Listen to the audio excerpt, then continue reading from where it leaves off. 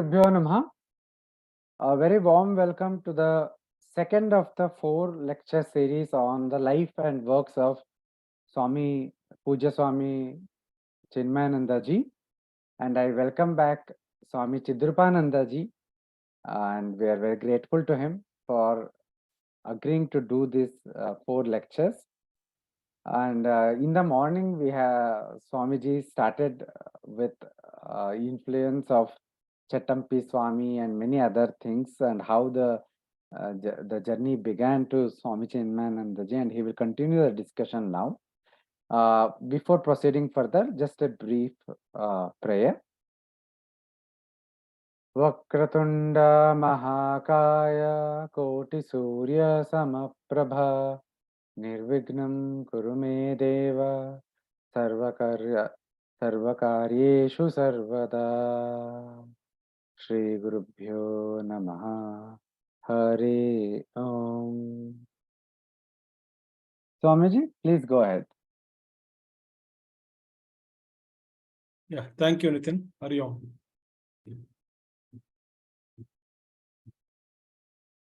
Om Shri Ganeshaya Namaha. Om Shri Saraswatyai Namaha. Om Shri Gurubhyo Namaha. Om Samasta Janakalyane Niratam Karunamayam Namami Chinmayam Devam Sadgurum Brahmavidvaram Sadgurum Brahmavidvaram.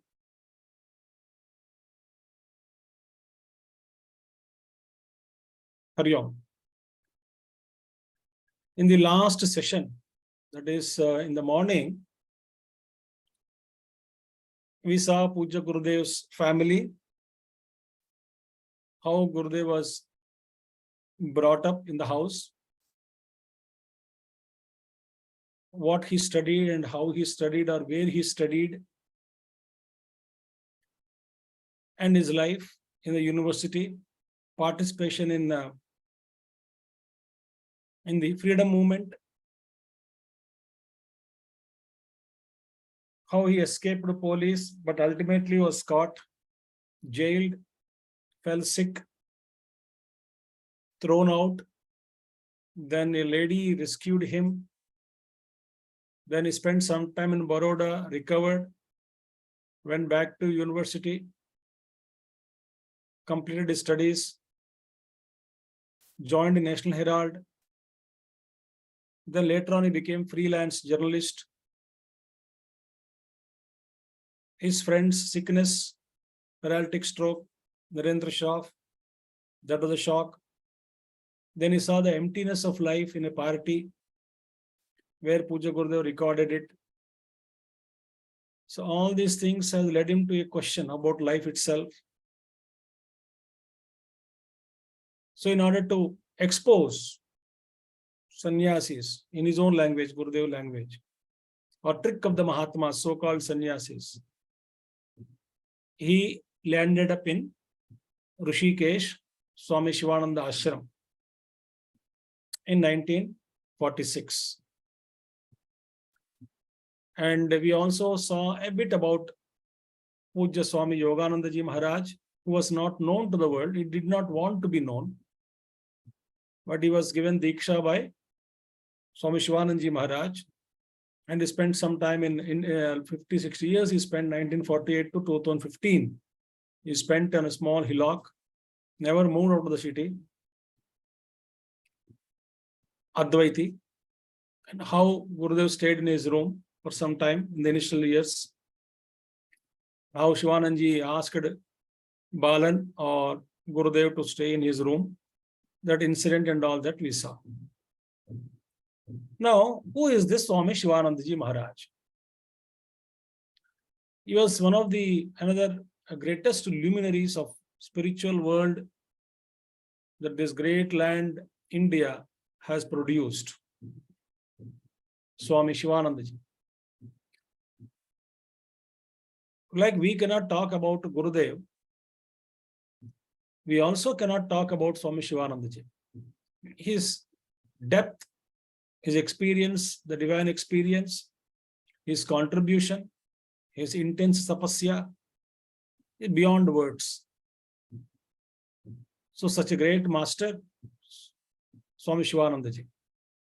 So we will just see in short about the life of Pujya Swami Shivanandaji.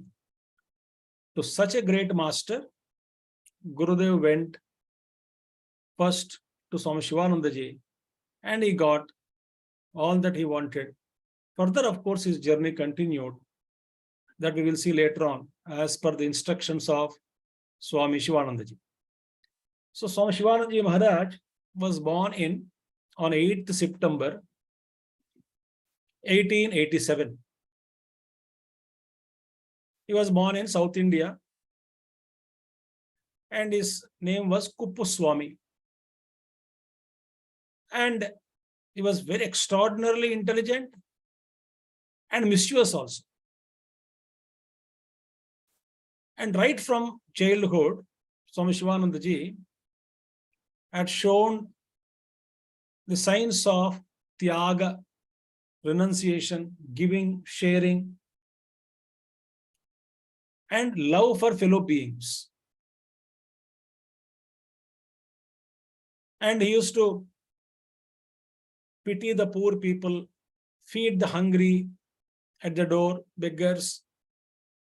And he would insist his father to donate some money to any beggar passing by. He would insist, please donate that person, something you donate. He used to ensure that. So these are the qualities with which Swami Shivanandaji was born. And he completed his 10th class matriculation. And then later on he moved to Tiruchirappalli in Tamil Nadu for his college studies. In college, he was extremely active in participating various debates and also in dramas. He was very, very active. And this Kuppuswamy, later on he went to Tanjore to study medicine. And in medicine as a medical student, he was extremely industrious, hardworking, dedicated. And he never used to waste his time. Even in holidays, he wanted to spend only time in hospitals serving patients or learning more and more about the diagnosis, symptoms, treatment. So that was his dedication, Shivanandaji's dedication, even in the hospital as a medical student. He completed his degree in medicine. He practiced his medicine as a doctor in Tiruchi. He started a journal called Ambrosia, the nectar in medicines. To begin with, his mother helped him by giving some amount to start with that kind of distribution of that journal. Then he got a call from known sources from Malaysia or Malaya. He left Malaya in 1913. She was about 26 years, 1887 born, so 1913. So at the age of 26 years, he left by ship to Malaysia. And Swami Shivanandaji Maharaj belonged to a very, very orthodox Brahmin family. So normally, naturally, he would not eat any non-vegetarian, nothing. So it seems his mother packed a lot of sweets for him to survive. He was surviving only on that food what mother he gave. And it is said that by the time he reached Malaysia, he was half dead, meaning very, very weak, and then because of not eating anything except surviving on the sweets, etc. Anyway, he reached Malaysia and started practicing, working there as a doctor. The qualities were doctor, doctor qualities, very, very sympathetic, very kind-hearted, very tender to take care of patients, and very witty. And wit also is required to keep patients in good humor sometimes. And very, very sweet words he would utter to the patients. So in those days in Malaysia, hopeless cases also used to come to him. And somehow he would treat the patients well, and they would get well by the touch of Swami Shivanandaji Maharaj, Kuppu Swami. That time he was not Shivanandaji, Kuppu Swami's touch. So people started talking that he had a special hand. It's a gift of God. This doctor ke paas jao, sab theek ho jaoge. So that kind of miraculous cures people used to experience, patients used to experience. And he was very, of course, very handsome, charming personality, looking very great physically also. Once a sadhu, somehow, the spiritual journey, because of Purajana Sukritam Tapasya, the dots gets connected.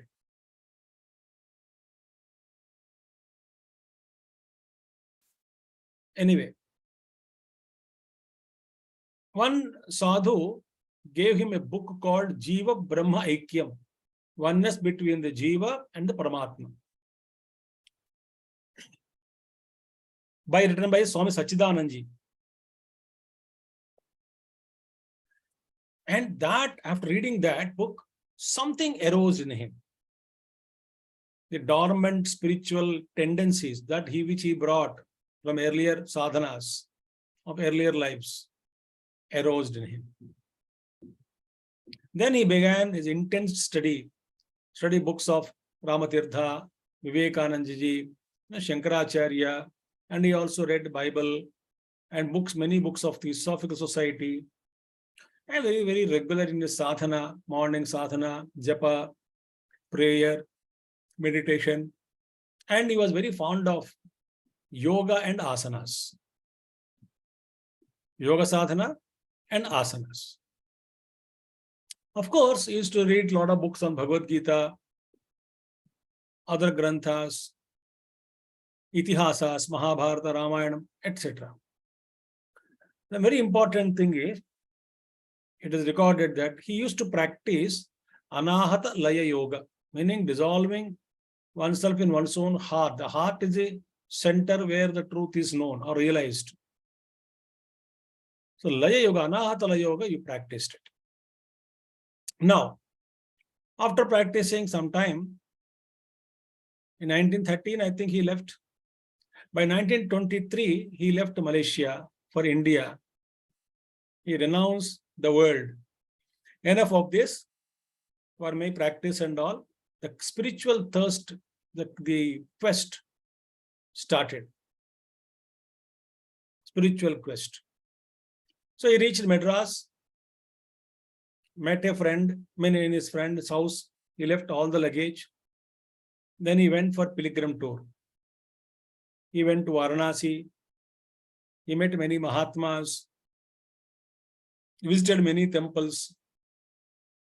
And at a village called Dhalaj, a village on the bank of Chandrabhaga River, he met a postmaster and lived with him as a cook in his house, taking care of the master. Even when the postmaster would come, he would apply shampoo and massage his legs, etc., etc. He used to do service. And that postmaster suggested Swami Shivanandaji, Kuppu Swami, in order, if you want to go and do tapasya, Rishikesh is the place for you. That's the place for you to go and meditate and reach your own destination, the truth. So here, from there, Dr. Kuppu Swami reached Rishikesh on 8th May 1924. When I read this first time, 8th May, I remembered Gurudev's birthday also is 8th May. Though there's nothing to link. At the same time, it's fascinating, very interesting to see that. Gurudev was born on 8th May 1916. So by 1924, Gurudev was 8 years old. On 8th May, Shivanandaji reached Rishikesh. And on the 1st of June, it's all recorded there, Swami Vishwananda ji came, Vishwananda Saraswati. He saw the young doctor. He was inspired to see the Shishya. Shishya was also happy to see the Guru. And then he initiated him into the monk life and named him as what? Swami Shivananda Saraswati. And the Vishnudevanandaji Maharaj, the Mahant of Kailash Ashram, had performed the ritual, Viraja Homam, etc. And then Shivanandaji stayed Sargashram for sadhana. He started staying there for sadhana. Now, Shivanandaji sadhana, my God, what to talk about it? Intense tapasya. He used to observe days together silence. Sometimes days together fasting. He would eat some kind of bread or something, fruit, and then fast for again many days. Drink plenty of Ganga water. And early morning, he used to go to Ganges, stand there up to hips and do meditation and tapasya. Ice cold water. So very, very cold. Rishikesh water. And he would come out of that Ganges water only when the sun appears. So early morning, 3:30 onwards, or 4 o'clock onwards, entering into the waters and tapasya. After 2-3 hours, he would stand and do tapasya, mantra japa. And it is said that almost 12 hours a day, he used to spend in meditations. Shivanandaji Maharaj.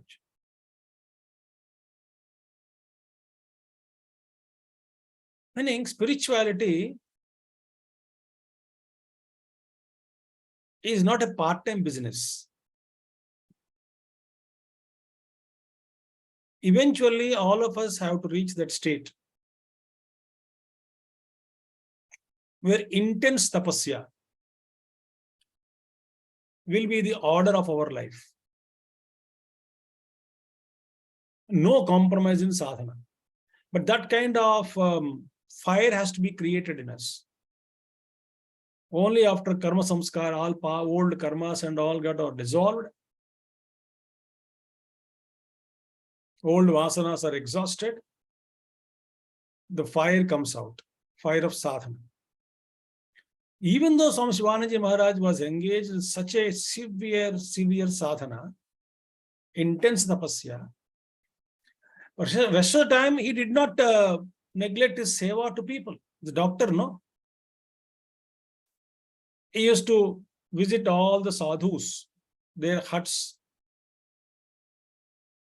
And, he used to apply, massage their legs, sadhus' legs, give them medicines. And sometimes he would beg food for them and feed them with his own hands. When they become sick, go and serve them. And he also used to wash their kutirs by bringing the Ganges water, wash their kutirs, keep them clean. So meditation, kindness towards everybody, sadhu seva, all in one. And Swamiji also traveled length and breadth as a parivrajaka. He visited many temples, South India, and there are many places he conducted Sankirtan. He also went to Aurobindo Ashram, and he went to Bhagavan Ramana Maharshi's ashram and had Darshana of Ramana Maharshi. So that was his life. So 19, and afterwards, when he returned after pilgrimage, in 1936, meaning he was around 40 years or so, even 50 years or so. In the year 1936, he started Divine Life Society organization on the banks of Ganges. So that Divine Life Society as a trust registered in 1936. And started his service. And whole world used to come to him. Different countries. They would come and then they used to spend time with Swamiji. And Swamiji's methods of service, he never used to waste anything. Even a small piece of paper or postcard, one side is empty, you would write some message and send it across to somebody. He used to invent the ways and methods of service. And life is all day, he was extremely busy. Early hours he used to do his sadhana. He's already awakened soul, Mahatma. Constantly engaged in seva. Thus he trained so many monks in yoga, meditations, asanas, sadhanas. And such a great Mahatma, having served society like this for many years, when he lived 75 years and 10 months or so, if I'm correct, calculation, on 14th of July 1963, Swami Shivanandaji attained Mahasamadhi. Where is Samadhi we find? In a Rishikesh ashram in Divine Life Society, Shivananda Ashram. A beautiful place to meditate, because when we go there, we remember Tapon Maharaj, we remember Shivanandaji, we remember Gurudev, we remember so many Mahatmas associated with Shivanandaji as disciples, Chidanandaji Maharaj, so many brilliant gems he created. BR School of Yoga, Satyanandaji, Sachidanandaji of Yoga Village, so many Mahatmas he created, spiritual giants he created. They all spread and then they are doing their own services, seva to the world. And when I read Shivanandaji's books, he always insists upon sadhana. His diary, spiritual diary. Very popular. What time you woke up, how many malas, japa you did, introspective questionnaire every day. How much time you spend meditation, how much time you spend in yoga, asanas, how much do you spend in time in seva, how much do you spend time in studies, how many hours you spend this. That intensity. When we read Swami Shivanandaji's books, it is like a whipping. He won't make you sit quietly. He says, get up and do sadhana. What are you doing? What are you doing? That kind of language. Such was the greatness of Swami Shivanandaji Maharaj. And he wrote more than 300 books. And that ashram used to be visited by many Mahatmas, saints and sages in those days, including our Paramaguru Tapon Maharaj. To such great Shivanandaji, we offer our salutations and seek his blessings for our spiritual sadhana. I saw many times in my life when I was with Pujya Gurudev, Swami Chinmayananda Maharaj, whenever in any bhajana or anything comes about Swami Shivanandaji Maharaj, in a stotra or stuti or bhajan, when we sing about what do you call Guru Maharaj, Guru Jai Jai Swami Shivanandaji Maharaj, Shivanandaji ka naam sunte hi, Gurudev used to close his eyes and just. Similarly, Tapon Maharaj name. So that was Swami Shivananda Maharaj, Shivanandaji.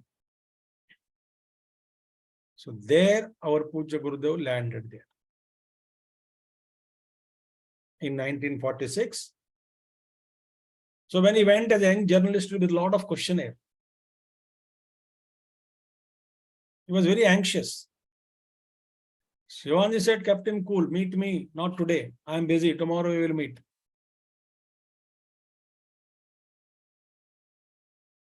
Then he had interaction with Swami Shivananda ji. Curious young boy, inquisitive, always questioning.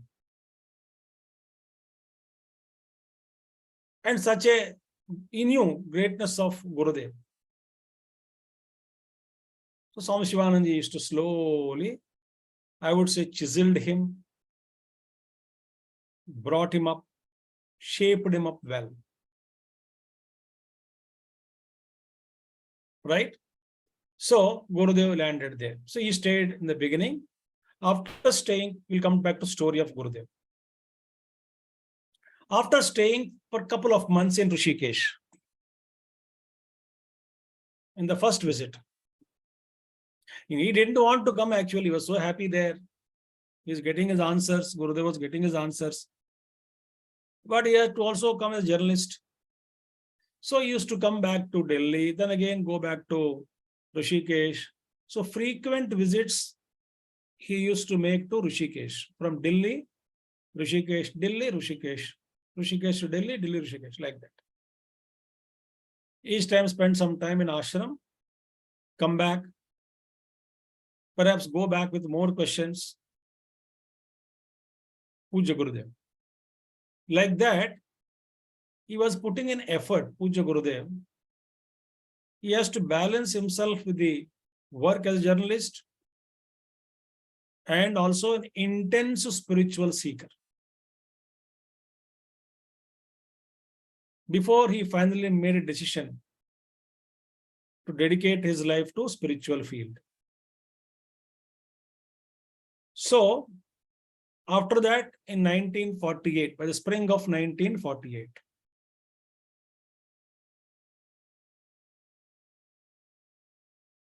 Balan had almost taken up permanent residence in Rishikesh, Pujya Swami Shivananda ji's ashram.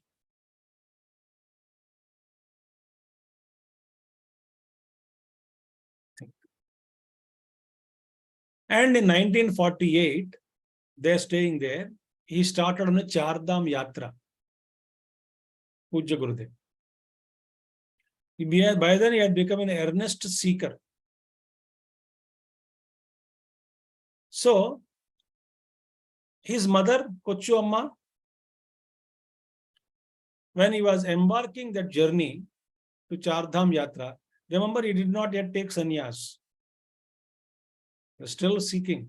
As a journalist going there and coming and settled there. No.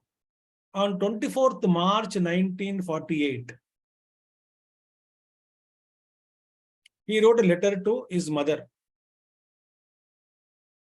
Kochu Amma, in Kerala. He wrote that I am going on Yatra to Chardham. By so and so date, I am leaving. By April 20th of March 1948. So, I am going, and if you want me to perform pujas in temples, send some money. It should reach me by 15th of April. Right? Already wrote. In the end, he wrote this, I'm reading that letter. Gurudev says to his mother, all of you should daily do at least 10 malas of Om Namah Shivaya from April 20th till my return. You all do 10 malas of Om Namah Shivaya every day from April 20th till I return. And Gurudev continues. This will give us all a oneness in our astral bodies, and you will gain the bliss of actually visiting these sacred places.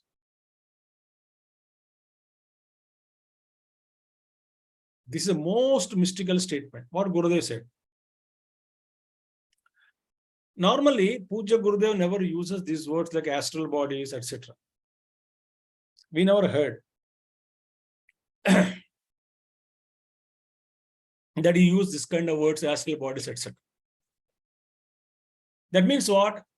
When you are doing japa, you ask all of them to do japa. He was going, and because of that intention, all of them become one. So Gurudev was actually carrying everyone with him to all the places, and the Punya Phalam also is going to everybody, to all the family members, though they have not come, but because of their intention and supporting Gurudev by their japa, Gurudev held them all with him in his own body, subtle body. He carried all of them subtly with him and made them do all kinds of pradakshinas and darshanas of all the temples. What else is required? That means what? There is something to learn from this.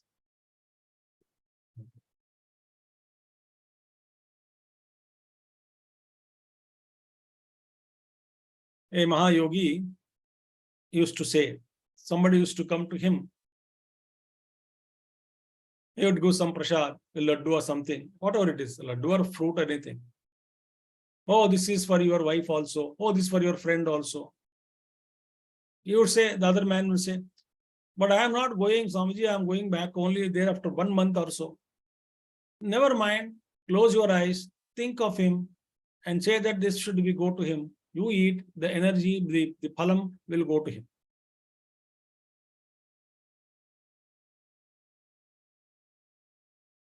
So how important it is for Nama Japam, and with reverential attitude, Gurudev traveled. And this is available in a book called My Trek Through Uttarakhand. A book, one must read it.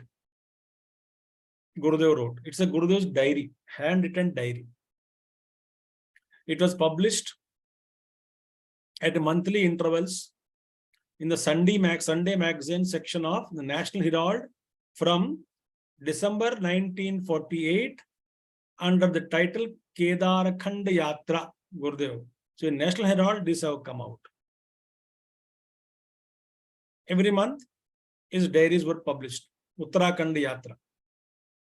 So Balan, with his cousin Sri Bhaskar Menon, now he became what? Swami Jnanananda, initiated by Swami Shivananda ji. Gurudev's cousin also became Swami. So Gurudev, his cousin Bhaskar Menon, now Jnanananda ji, and another devotee, young man from Ananda Kutir, all of them went. That young man to help them, all of them went Chardham Yatra on 24th April 1948. And there in Gurudev in Badrinath, when he reached Badrinath, he spent some time, and Gurudev wrote in diary, see, Om Namah Shivaya Japa, every day, 100 malas he did. 100 malas, 100 into 108. So 10,800. Like that he started, it seems. 100 malas a day. 56 days he did this, Gurudev. Started on 20th June 1948. It ended on 14th August 1948. And Gurudev completed Purascharana of 6 lakh times of japa of Om Namah Shivaya. Why 6 lakhs? Om Namah Shivaya. 6 letters are there. So 6 lakhs is Purascharana. If you say Om Namo Bhagavate Vasudevaya, 12 letters. Om Namo Bhagavate Vasudevaya. So 12 lakhs you should do to complete Purascharana of that mantra. Om Namo Narayanaya, Ashtakshari mantra. 8 lakhs if you do, it becomes Purascharan of that particular mantra. And Gurudev's Ishta was Bhagavan Shiva. So Om Namah Shivaya was chanted for 6 lakhs times in 56 days, 100 malas every day. He wrote in his own diary. Otherwise, we would not know this. When he started, when he ended. That was Tapasya Gurudev did in Badrinath. Now, there's a beautiful book written by Swami Chaitanyananda ji, disciple of Swami Shivananda ji. What is that? In the book name called A Saga of Spiritual Unfoldment. The book name. He wrote in that book. One day, Guruji means Swami Shivananda ji. Chaitanyananda ji wrote this, is a disciple of Swami Shivananda ji.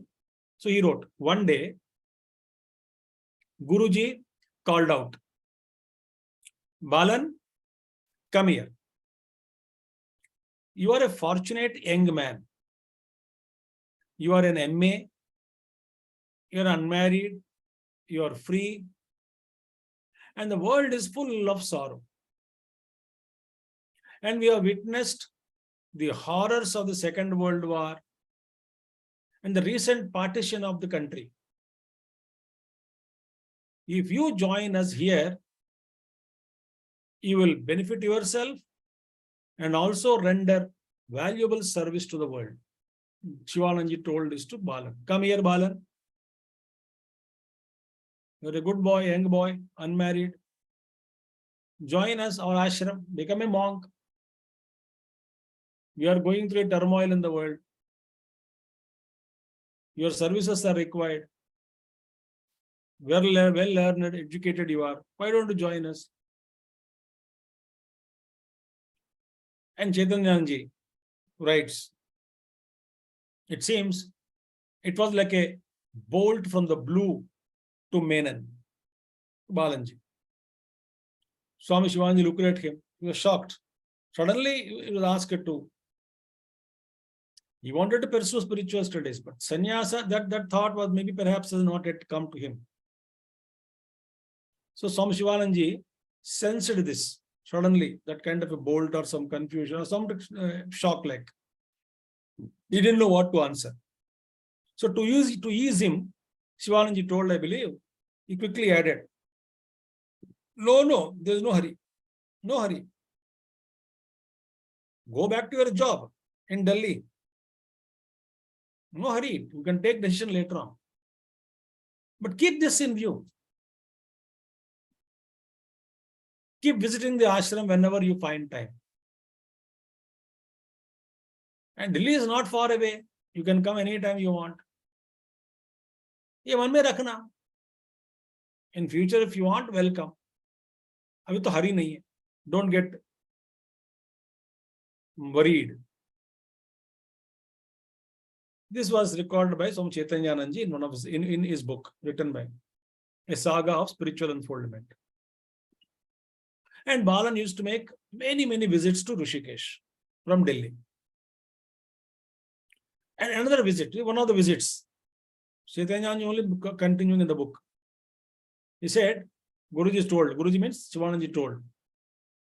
Inverted commas, I am quoting Shivananji, what he told to Gurudev, as said by Chaitanyananda.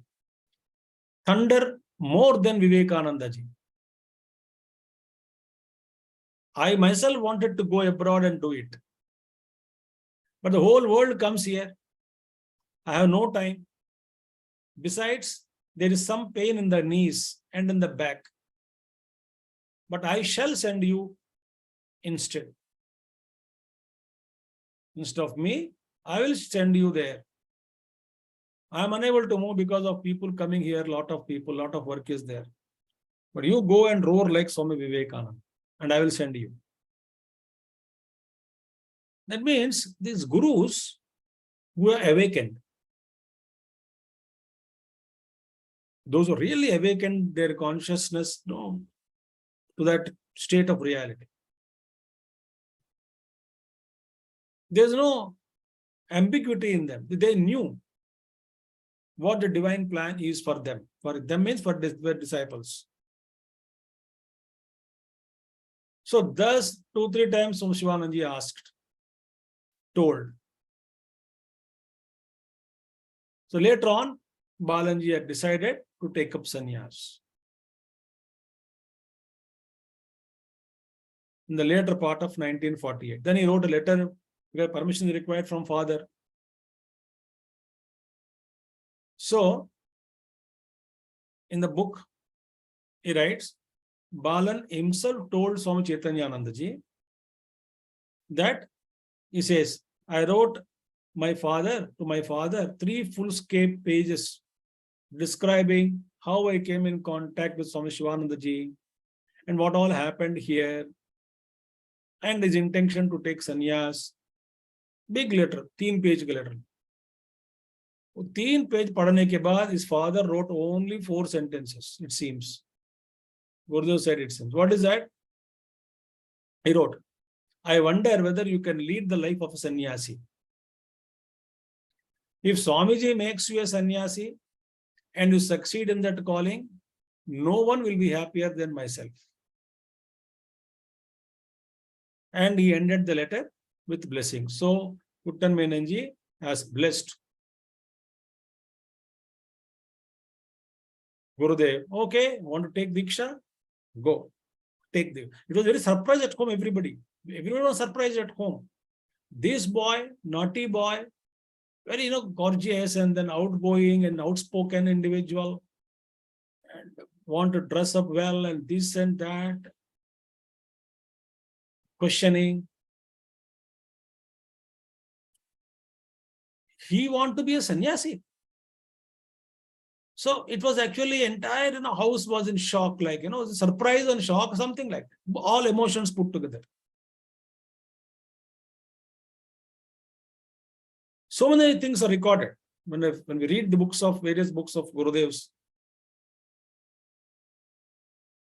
The sisters are surprised. Everyone is surprised at home.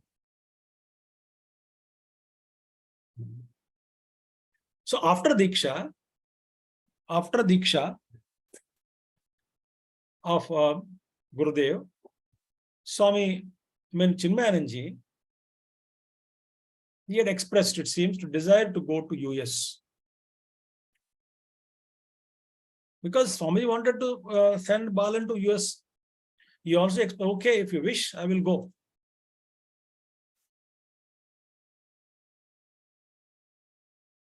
Then Chaitanya writes in the book, in the presence of many of us, Swamiji said, meaning Shivanandaji told Balan. By then he became Swami Chinmayananda after Diksha. Shivanandaji told, I believe, you should equip yourself very well before you launch out. Study, do japa, and practice penance for some time, and meditate. Then he said, go to the Pavan Swamiji and study scriptures. So he was given Diksha on 25th February, Shivaratri day, 1949. Gurudev was given Diksha, along with Swami Chidananji Maharaj and some other monks. Total 7 of them received on that day Diksha from Swami Shivanandaji. So go to Tapan Maharaj and learn from him. Why? No, Gurudev was, these questions were very logical. An intense student with very intensified thrust of learning and seeking answers logically with reason, not by simple emotionally. He doesn't want to understand, believe anything. You want to, everything has to be, the logic and reasoning should be there.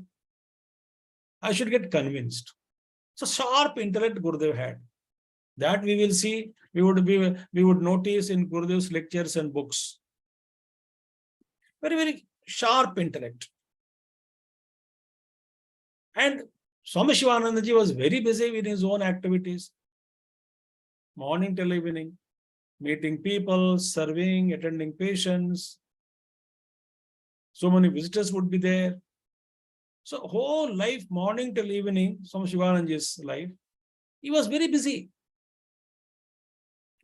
And to answer such an intensified the student, disciple, with that intention and with a very intensified trust of learning, with logical mind, etc., he didn't have time. And Tapon Maharaj was very well learned, great scholar. So the best way is to send Gurudev to Tapon Maharaj. So you go and learn with Tapon Maharaj. So he went to Tapon. Inside of the beautiful story is that Gurudev went to Tapon Maharaj.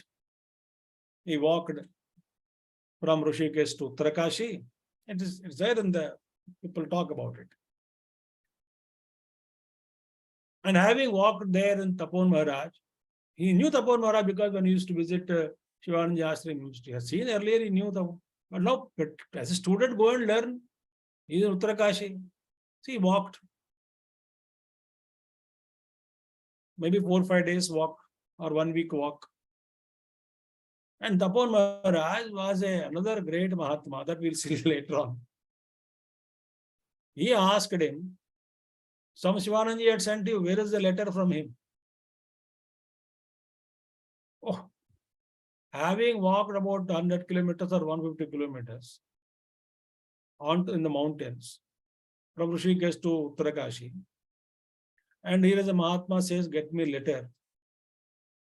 Testing. And in testing and in very being strict, Tapon Maharaj is number one. So Gurudev came back. And Swamiji wrote, Shivanandaji wrote, you want written permission, no? Swamiji wrote, he is a promising young sannyasi. Please teach him the Upanishads. That's it, he wrote. He is a promising young sannyasi. Please teach him Upanishads. Short note and signed. With that note, Gurudev went back again. With that note, having read that, Tapon Maharaj accepted. Whom? Swami Chinmayananda ji as a student. This is the one life of Shivanandaji's life we saw. Gurudev's time spent and learned many things in Shivanandaji's ashram. Now Shivanandaji in a way handed over Pujya Gurudev to Tapon Maharaj for further intensified training, intense training. Now here comes our Paramaguru, Swami Tapon Maharaj. So he reached Uttarakanshi. Now, about Tapon Maharaj, I will read some of the sentences. His life story, worth knowing it. Friends, remember, whenever we study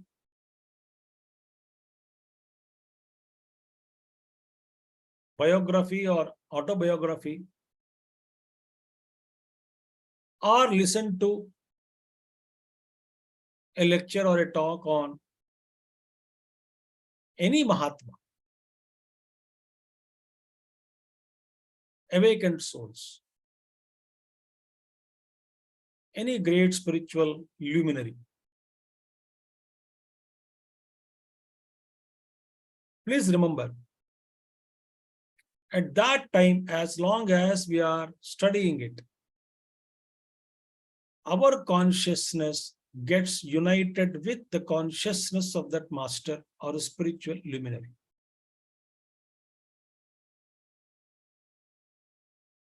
So, whom all we remember, about whom all we study,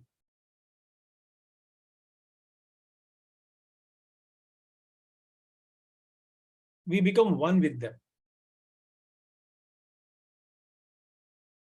And that's the power of Nama, Nama Mahima. Nama Nami. So saints and sages, their stories,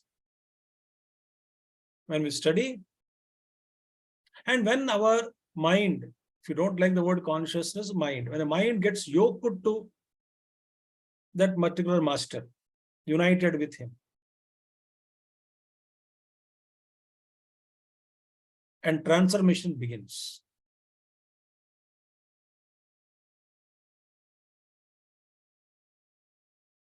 And this is, in the beginning, the transformation is not known, not recognized, not perceptible. But all the seeds are sown inside. When the situation becomes conducive for those seeds to manifest, they manifest brilliantly, powerfully, and lifting us from lower plane of thinking to a higher plane of thinking. That is one of the best sadhanas, is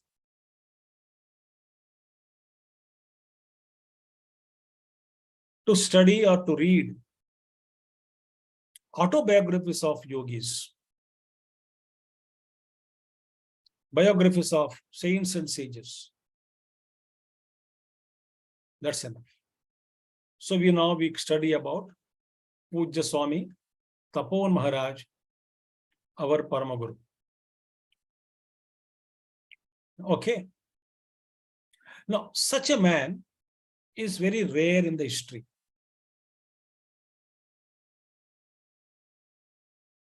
He is a great ascetic, very embodiment of vairagya, dispassion.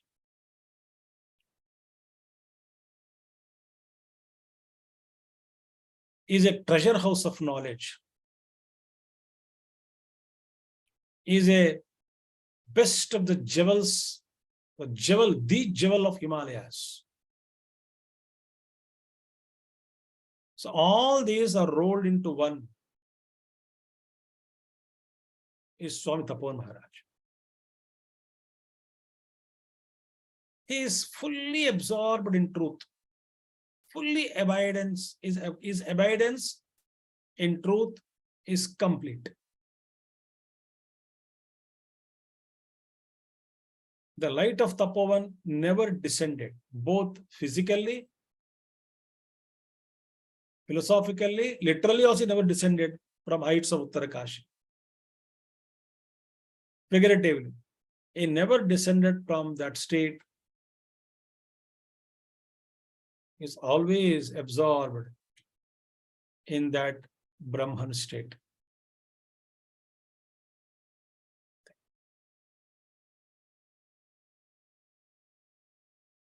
आत्मज्ञान, तपोवन महाराज को देखते ही that knowledge is remembered. We think of Tapovan Maharaj, we remember self-abidance, Purna Vairagya, rooted in wisdom, all those things. And he was a great Vedantin, strictest teacher, but heart is full of compassion. Great Sanskrit scholar, scholar in many languages, great poet. He wrote Somnakashi Stotram, Bhadrika Stotram, so many things he wrote.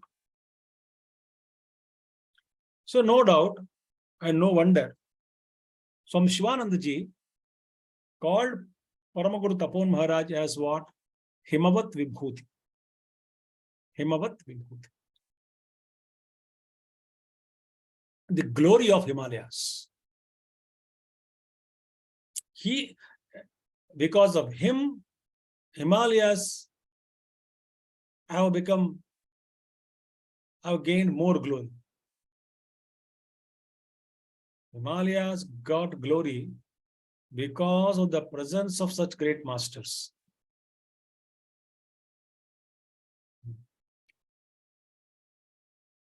And he is acknowledged as one of the 4 great enlightened masters of Vedanta at that time, who lived in the Himalayas, along with Swami Vishnudevananda, Brahma Prakash Udasina, and Devagiri Swami. Such is the greatness. So, coming to the Taponji's birth and lives. He was born in 1889, so 2 years younger to Swami Shivanandaji. So Shivanandaji was born in 1887, September 8. He was born in December, Tapon Jayanti Day. So that's why we celebrate Tapon Jayanti in Chinmaya Mission as, Gita Jayanti. He was born on Gita Jayanti Day, sorry. He was born on Gita Jayanti Day. So Gita Jayanti Day is celebrated in Chinmaya Mission as Tapovan Jayanti Day. His mother was Srimati Balamba. Father's name was Achyutan Nair. His name was Chippukutti, as he was called Chippukutti. And right from childhood, is fascinated by stories of Puranas, the glories of God, worship of idols, reading good books, etc. Education started. He never went to formal any school. So he sought a different education. He was less materialistic and more spiritual. So homeschool until the age of 17. And he proved himself to be a devout Vedantin, a genius in linguistics, an excellent literature. Yes, the knowledge of the literature, yes, mastering poems, dramas, grammar, logic in Sanskrit and Malayalam. All those things he mastered. It seems he composed a poem called Vibhakarom at the age of 18, and it became popular in those days among even the great poets. They praised the poetry. Now, by the age of 21 years, his both parents have died. By then, he already renowned and revered for his original poetic compositions, Tapon Maharaj, and already renowned person at that time. And this man is very introverted. He wants to spend more time in studying books, doing meditation, doing japa on the form of Lord Shiva, meditating on it,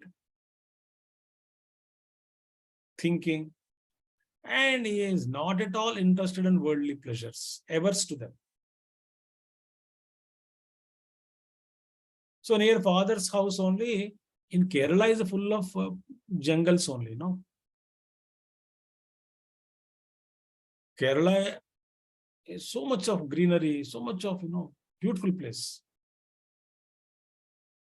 So in his father's, so nearby only forest is there, nearby father's house. So he used to go there and spend a lot of time in jungles and meditation. So he wrote in Ishwar Darshan, his own autobiography, he wrote, "The starry sky lit with the bright full moon filled his mind with celestial thoughts of ineffable bliss." Full moon lit by space, stars are visible at a distance. Looking at all of them, he used to enter into that bliss. Tapon Maharaj studied thoroughly literature, politics, religion, Vedanta, and was completely convinced the essence of life, the core of Vedanta, and he was charged by dispassion. So he, in a way, is already living like a sannyasi inside. He wanted to leave the house, but younger brother was still in college, his eldest one. So he took care of the brother with loving responsibilities at home. He fulfilled. At the age of 28, he is no more could control his spiritual quest or hunger, he left home for truth. His brother came to station to drop him, and he told him lovingly, Bhaiya, jaldi wapas aa jao. Going on tour, he knew that he will never come back again to up Kerala. Why Kerala? After reached Uttarakashi, he never came up to Delhi also. He left home, and then he met many scholars, saints and sages, observed many austerities en route in different places, and he studied a great sannyasi, and he wanted to take sannyas from him. And that man told, no, my dear, sannyasa need not be given to you. You take Vidvat sannyas, directly go and you take sannyas. So accordingly, he went to bank of Narmada river and he took sannyasa himself and called himself as Tyagananda. Tyagananda. Then as Tyagananda, he traveled widely for about 7 years, from famous South Indian pilgrim centers to Calcutta to Varanasi, Haridwar, Rishikesh.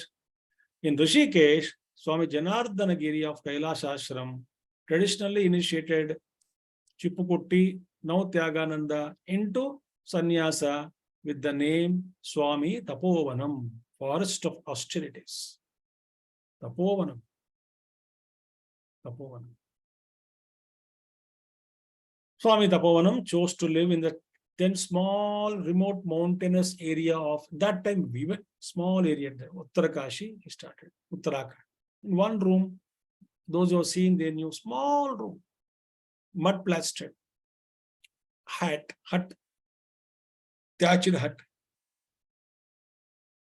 mud walls, no belongings, no comforts, no involvement at all with the world outside.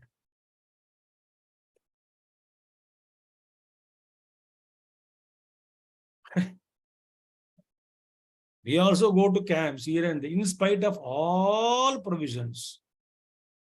We are given a separate room might be given, the attached bathroom and everything is given. So the cot is given, panka is given to, fans are provided, or even everything, whether it's good, comfortable, hot water is provided, and then timely breakfast, coffee, lunch, dinner in all camps, in all ashrams across the world. I'm talking. I mean, not only Chinmaya Mission, in every ashram. Every ashram, all these things are provided for us. Yet we complain. Yet we say that this is not good, that is not good, we cannot, tough, it is tough life to be there, to live there, very tough, in spite of all comforts.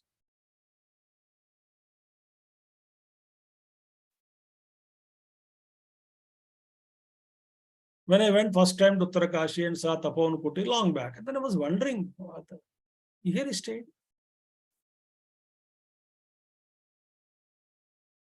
On the mountain, small hut. And each day, he ate only one meal. Dal with water, lentil, pani, dal pani. Dal with like water and rotis. And 2 times used to take bath in the freezing Ganga. Shivananji also was like that. Tapon Maharaj also was like that.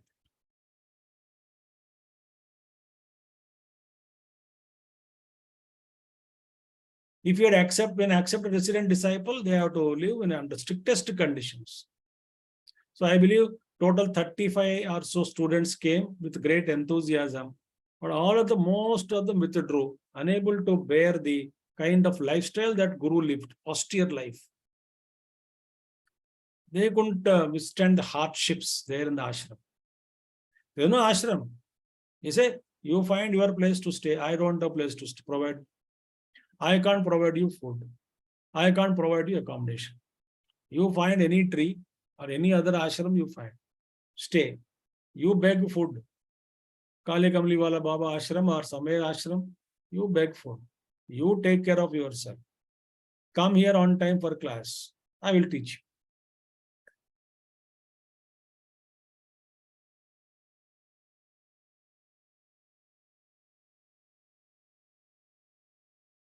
And those who stayed, 1 or 2 people, they are all blessed with self-unfoldment, spiritual enlightenment.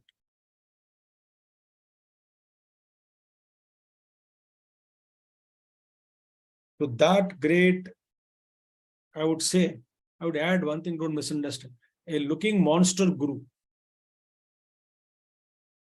So Swami Chinmayananda, Gurudev used to say to all his students and disciples, Gurudev disciples, all of us, he would say, you cannot stay with my Guru even for one day.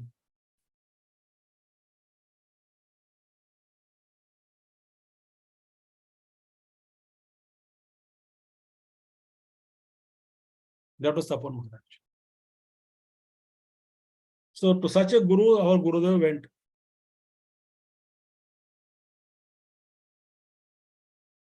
And he never returned, of course.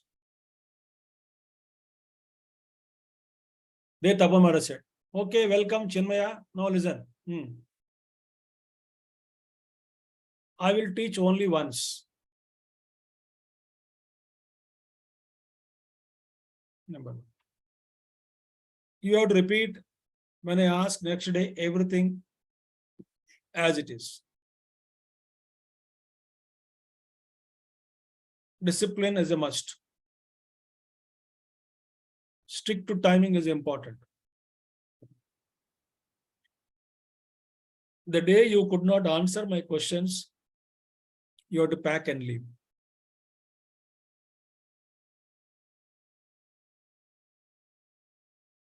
These are the conditions. Willing, stay back. Otherwise, bye-bye.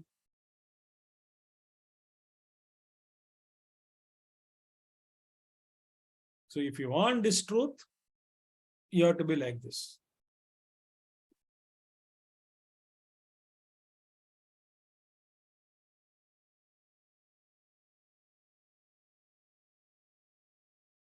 And what were the teachings?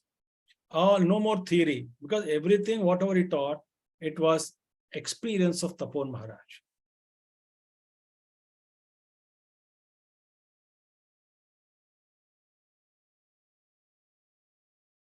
And in hot summer season, every hot summer season, Tapanji would go up 90-95 kilometers up towards Gangotri.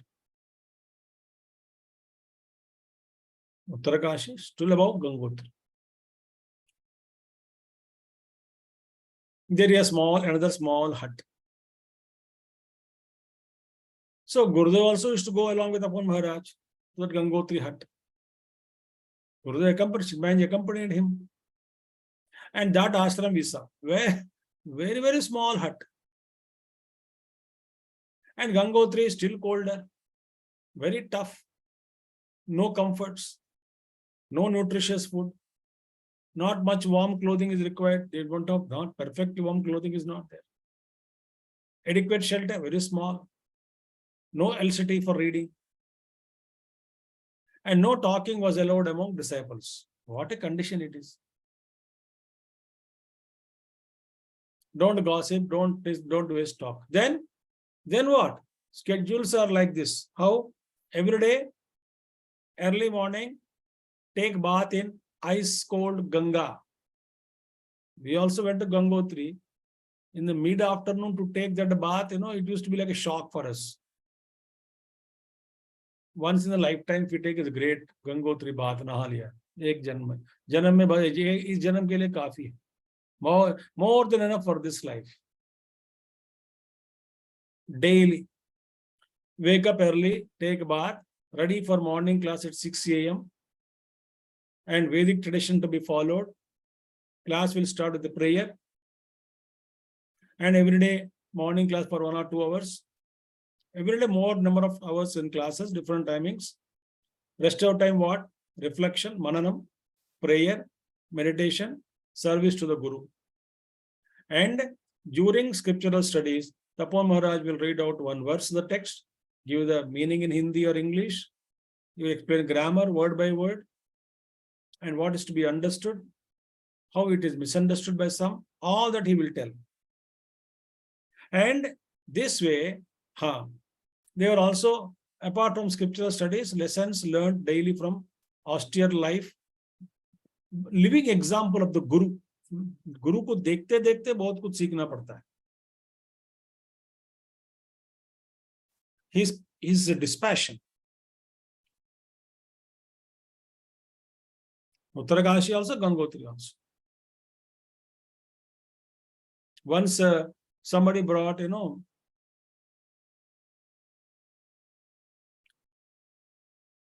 laddus.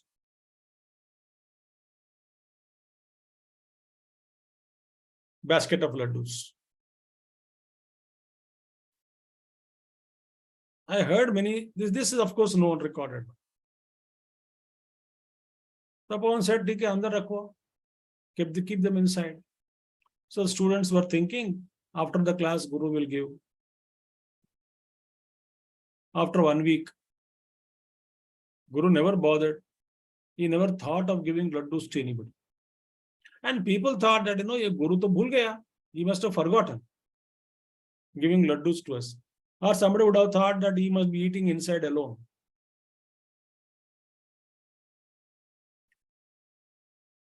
Ultimately, sweets never came out. Then one day, Tapan Maharaj said, 5th day or 6th day, okay, andar jo pada hai na sweets, leke aao. All the sweets are there inside, leke aao. As it is intact, no, he also never ate anything.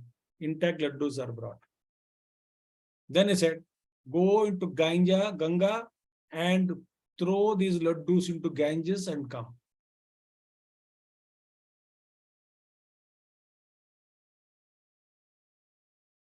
What is it? You came here to eat laddus or study Vedanta? Don't get tempted for all these things. We are here to study Upanishads, not to eat laddus. And interesting, Gurudev was very fond of sweets. Like everybody is fond of sweets. And when you are fond of sweets, and Guru calls you and asks you, please go, bring the laddus. Shishya thought that, I will eat now. Guru is giving me to get me laddus and to distribute. And Guru tells, take them as it is, go down the hill, throw them in Ganges, Bhagirathi and come back. What will you feel?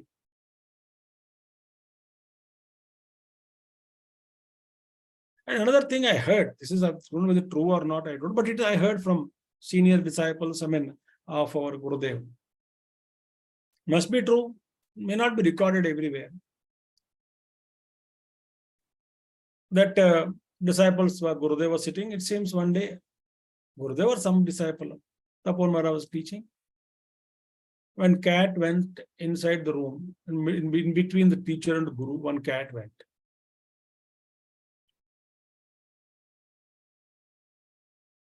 It seems maybe Gurudev just turned and again brought back to he saw and then looked at Guru. Tapan said, enough for today class, tomorrow we will meet. Why? What happened? Are you not feeling well, Guru? Guru said, I am feeling well.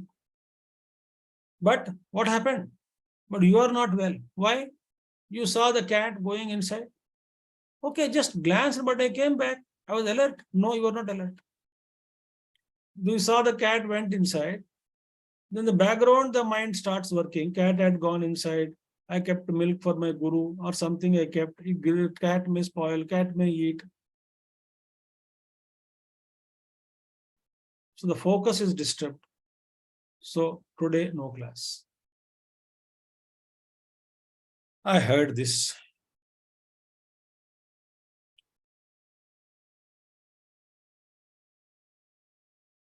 Tell me what kind of a Guru he was.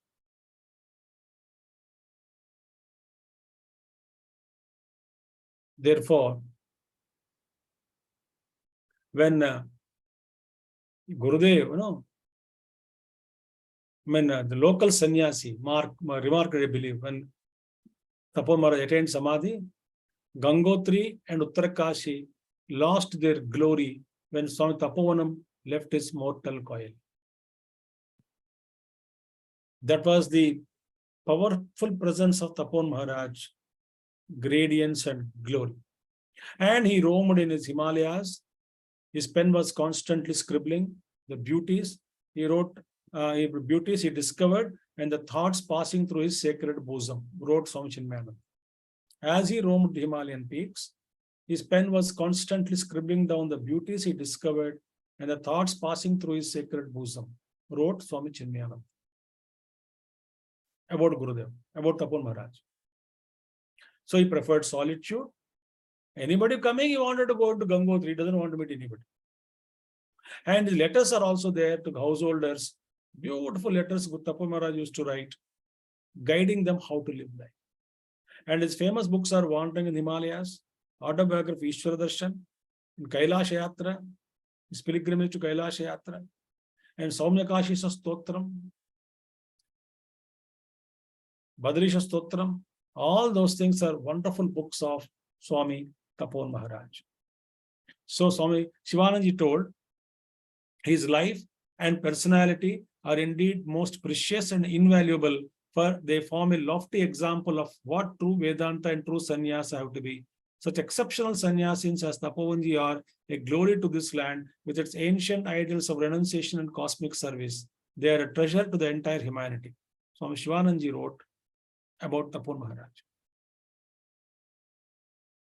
And when Tapon Maharaj was not well, Gurudev went to meet him and said, a small tear in his eyes, Gurudev said.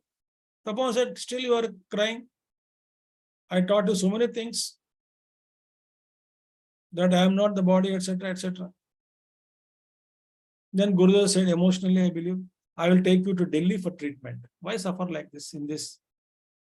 Tapon replied, क्या दिल्ली में लोग मरते नहीं क्या? Very famous dialogue of Tapon Maharaj. क्या दिल्ली में लोग नहीं मरते? मरते नहीं क्या? Everywhere death will come, anywhere you go. His picture is the Tapon Maharaj picture, last days of the which I have in my altar. Very, very frail structure, yet sitting straight.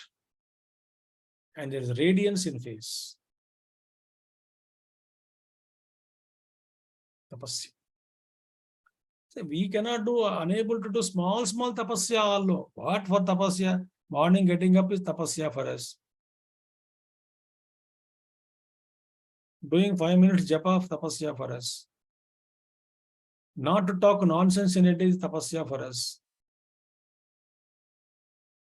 Everything is big tapasya for us. Such a Tapon Maharaj left his body on 16th January 1957 at 4:30 a.m.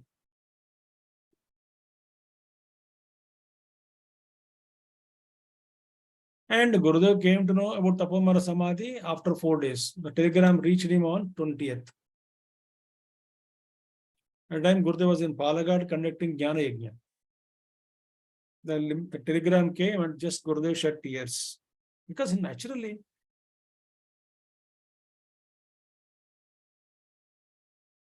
somebody asked, you are crying, Gurudev? Gurudev said, I believe. I am a human being. I have also emotions. Why is my Guru? Just like that. I read when Gandhi was shot dead, Gandhiji was shot dead, there was 2 drops of tears from the eyes of Ramana Maharshi.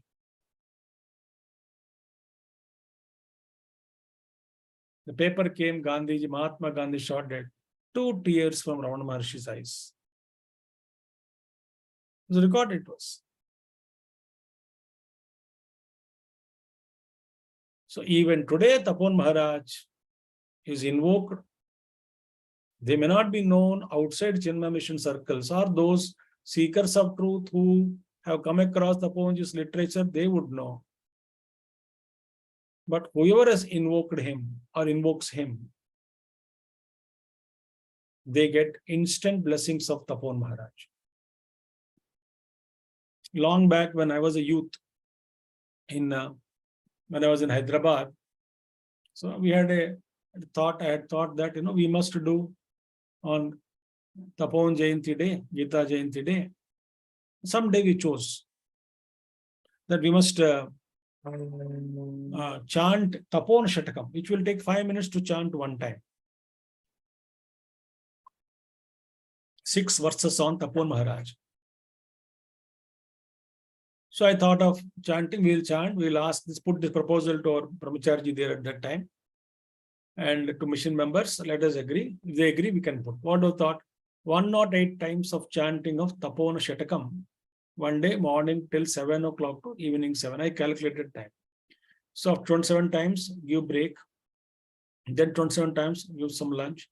Then 27 times, then tea. Then again 27 times, Arati and 4 times. So I wrote letter to Gurudev. Gurudev, we are just Tapovan Japa Yajna. We put a Tapovan Japa Yajna name. And constantly morning. So Gurudev was so happy about that. He wrote letter to me. It's an original idea. I'm extremely happy to hear this.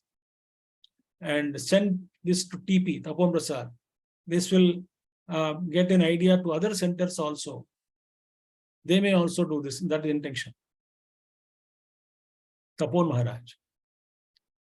And Gurudev wrote 3 sentences I will read about Tapon Maharaj as said by Gurudev. Then we will come to conclusion of this great Mahatma called Tapon Maharaj.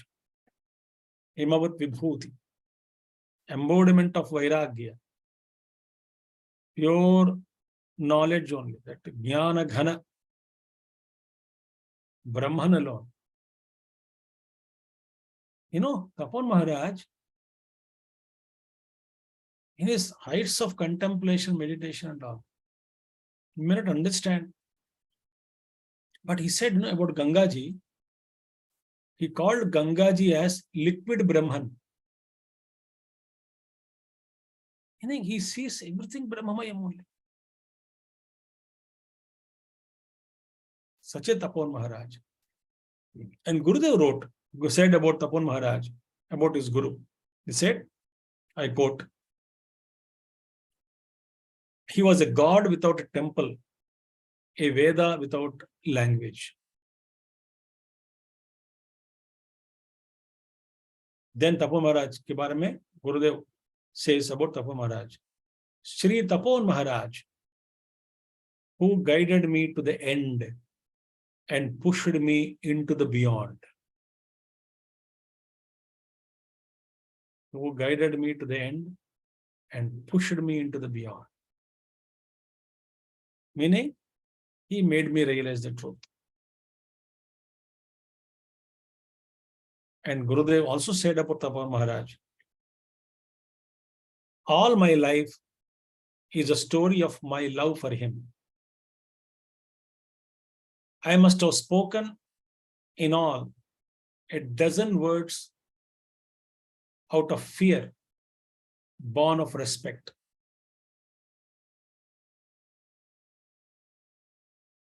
This is in reference to Tapon Maharaj.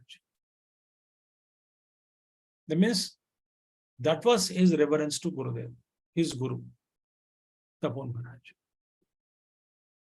So we conclude here the story of Shri Tapon Maharaj. So we invoke Shri Taponji's grace and blessings on all spiritual seekers in the world. May we get an ounce of his Vairagya, ounce of his devotion, ounce of his concentration, ounce of his tapasya, tapo buddhi, at least true tapasya.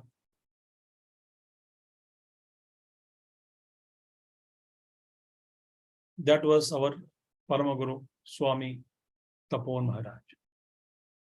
Now let's come to the story of Gurudev's life. Now I thought of sharing the 3 stories of one is Chettambi Swami, Shivananji Maharaj and Tapon Maharaj. We just can't forget them. Many other saints and sages and great Mahatmas have blessed Gurudev. He met many Mahatmas across the globe. I mean, in the country and across the globe. Many other saints of other places, great thinkers, etc. But in India, he met so many saints. That list is different actually. So we'll continue the story. I told you about Gurudev's friend when he became paralytic stroke, he got Narendra Shroff, right? Eventually, he passed away in 1947, much before Gurudev's Samadhi, Gurudev's Sannyas Diksha, 1949. 1940 died. He accompanied his father also to to immerse his ashes in Ganga. And later on, Gurudev took his wife, Narendra's wife, Suman, brought her to Shivanandaji, got her blessings of Shivanandaji, and on the advice of some Shivanandaji Maharaj, they also held a small Pujya on his name, Sharaf's name. She gave as a dakshina, offered that to that Kutia, Devon Society.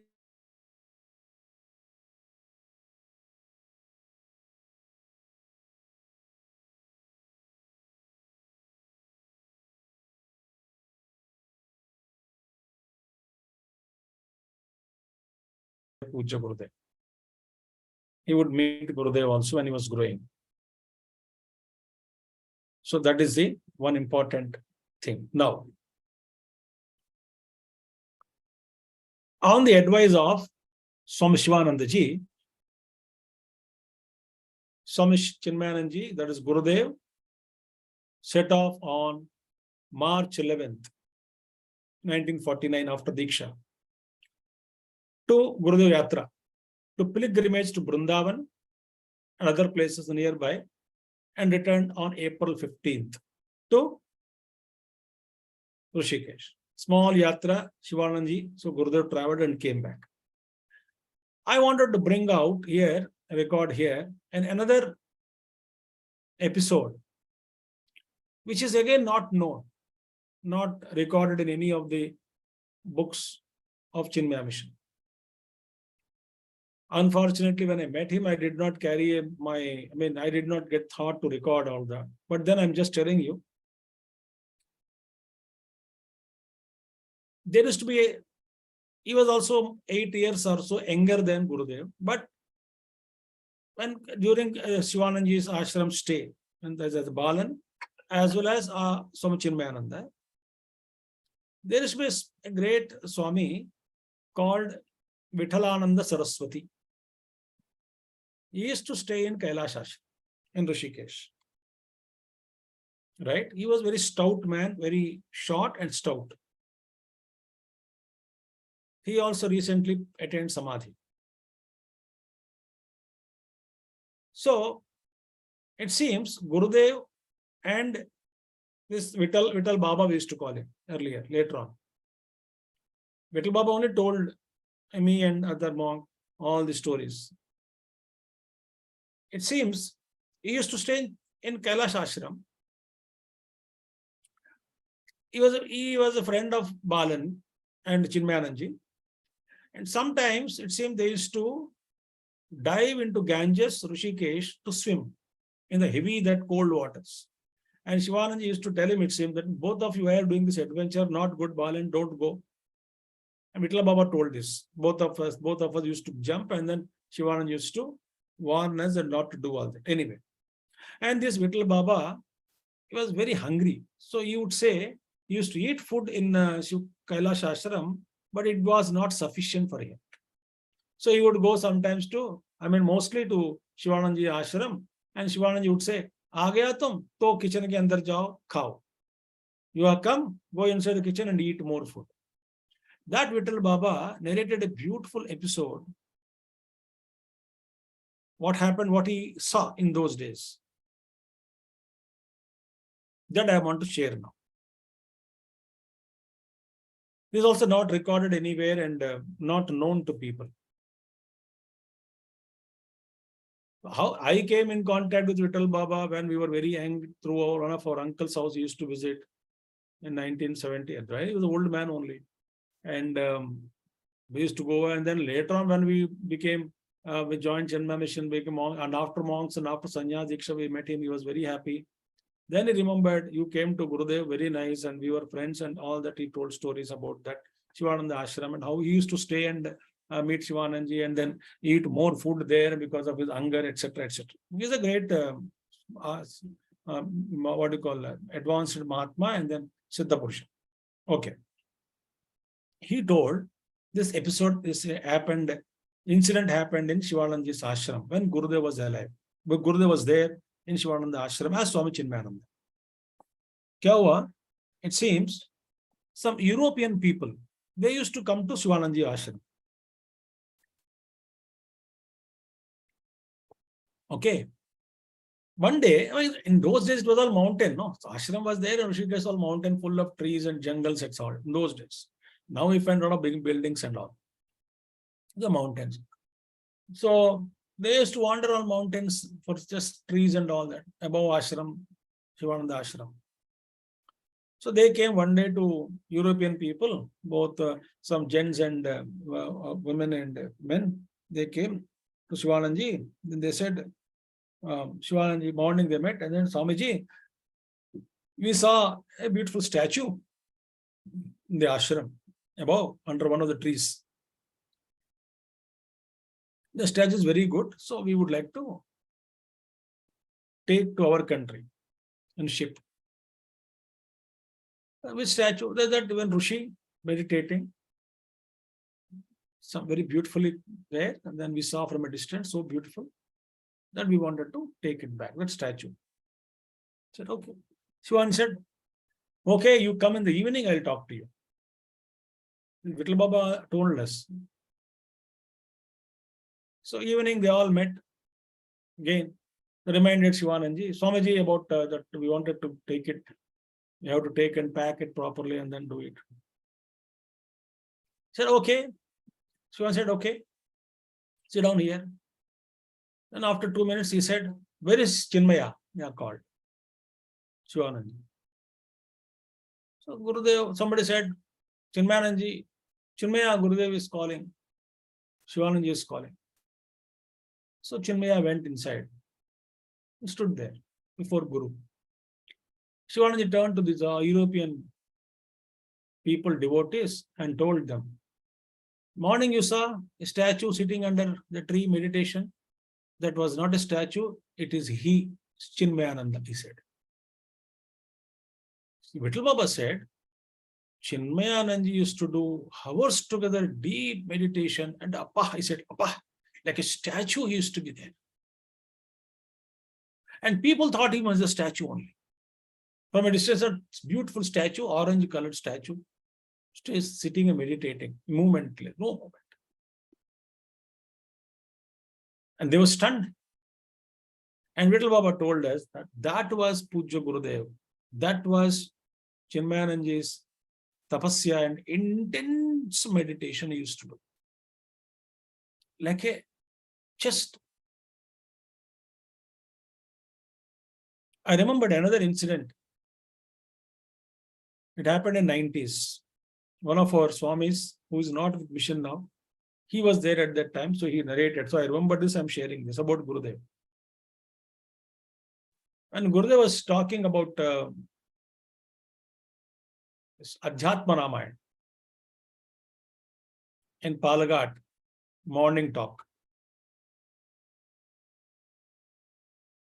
19. Then he was talking about Achala Varidhi, a rippleless, like, lake without any ripples. So mind also absolutely become calm and quiet without any thoughts. That state Gurudev was referring to in the morning meditation. So he was asking that, when we sit on meditation, we must command the mind and say, halt.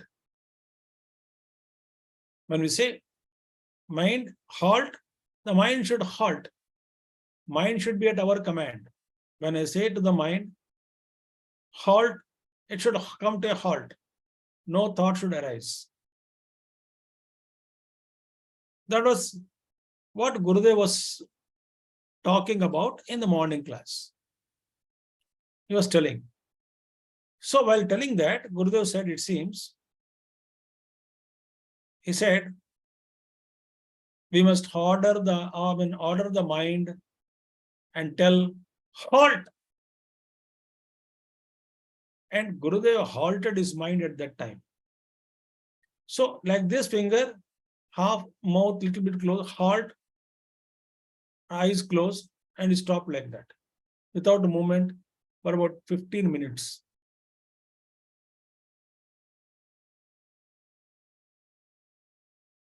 So all the public, all the devotees were watching him.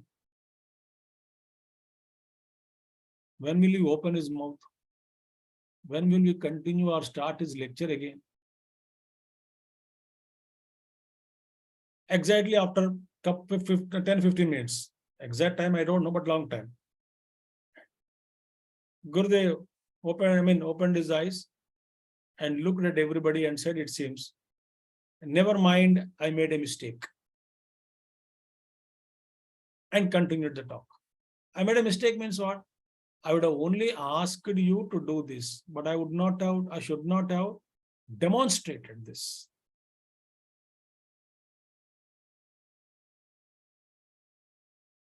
Another, about Gurudev only I'm talking. Another, he was also no more senior devotee of Gurudev, very senior devotee in Chennai. He is no more now.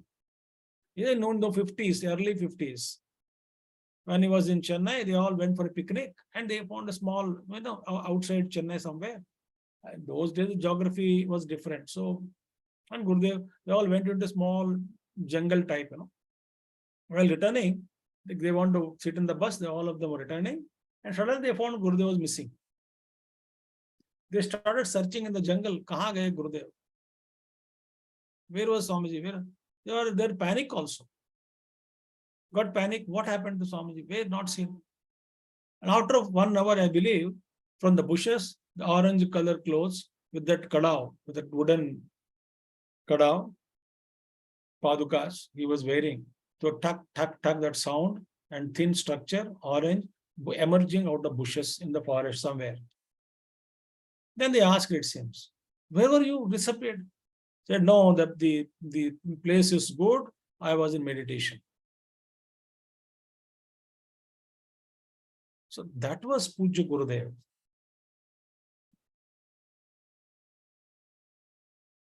Like you say, the halt, mind should halt, and I must enter into that state of, enter into means what? I am always that, but completely transcend and be there.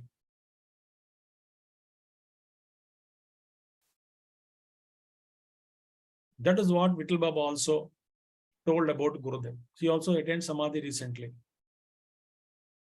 So he used to tell us, Vittal Babaji, oh, what if that you came to Guru and you are always there. The Guru is always there with you all. Wonderful. Go ahead. So he used to praise Gurudev like anything. Therefore, that was Pujya Gurudev's with Shivanandjis and all.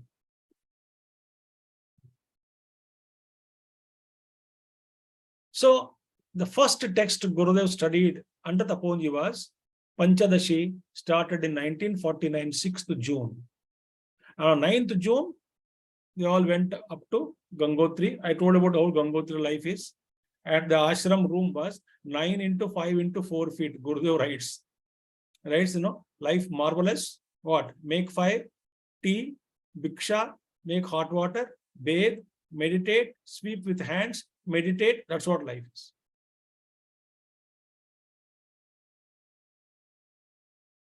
And Gurudev was very tall. The height is only 9 into 5 into 4. Length, breadth, and height is only 4 feet.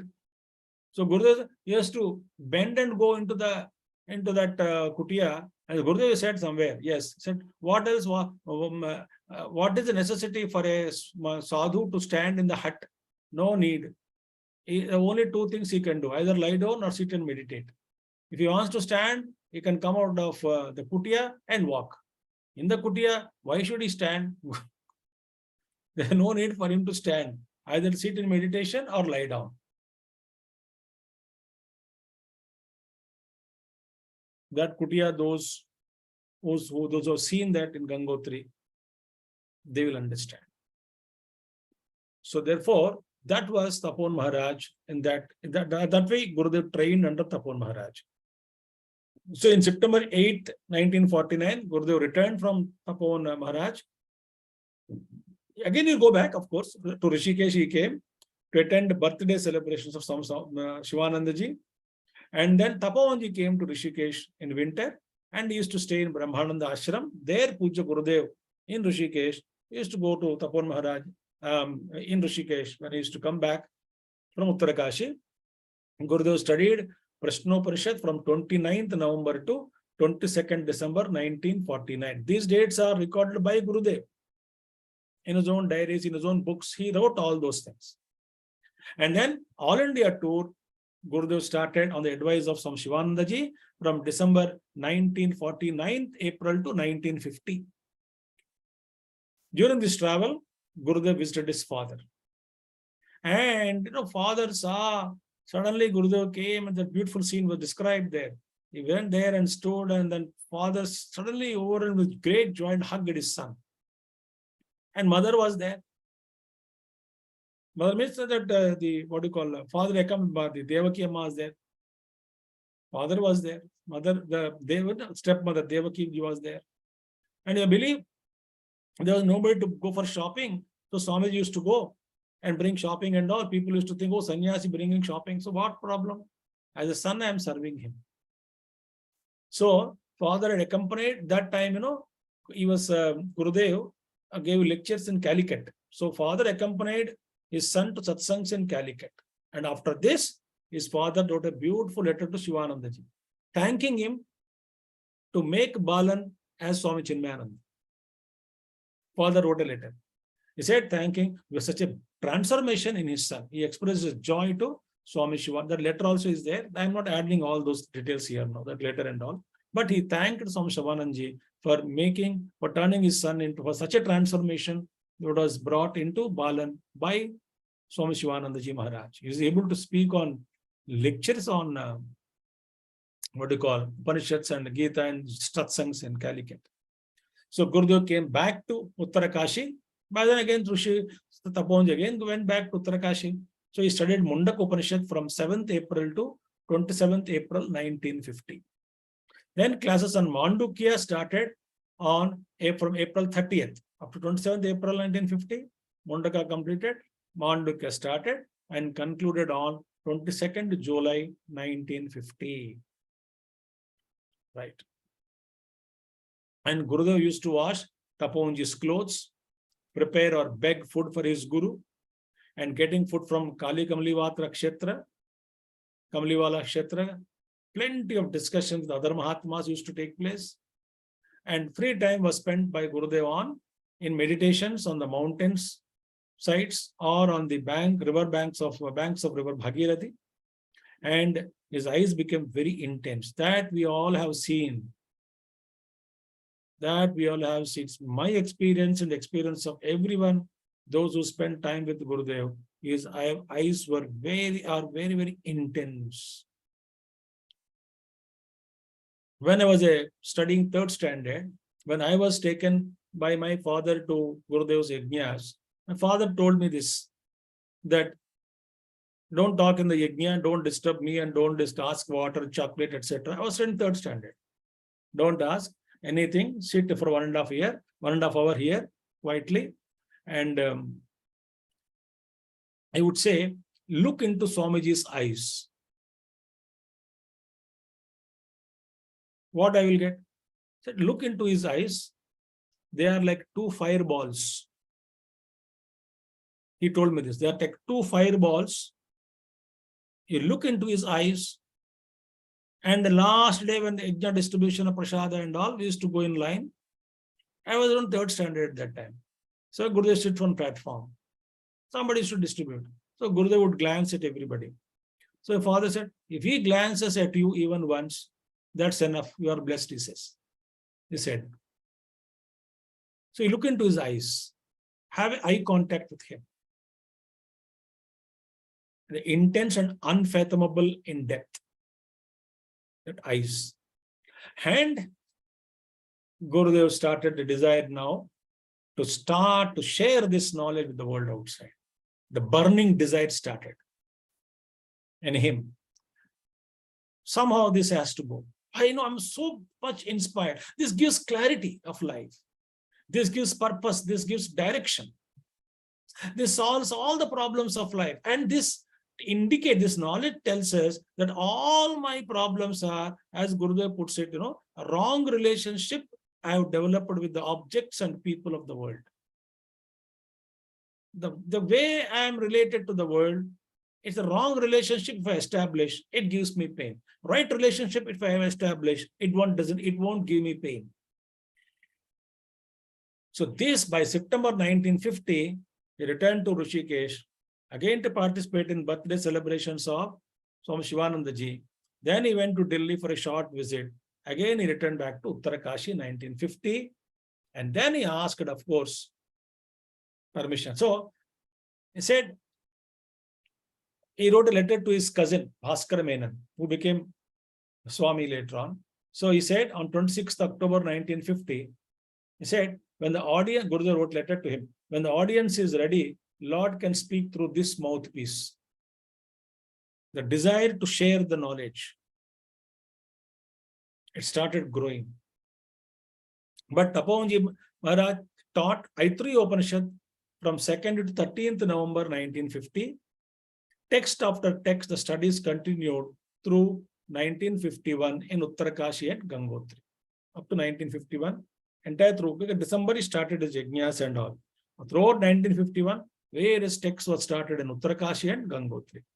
Chandogya classes began on 9th July in 1951, ended on 20th August at Gangotri. So 1951, Chandogya Upanishad completed. Then Tapovanji warned Gurudev, because Gurudev expressed his desire. I wanted to. So Tapu Maharaj joked, this is not Akbar. This is not a newspaper journalist to share the knowledge. He discouraged him.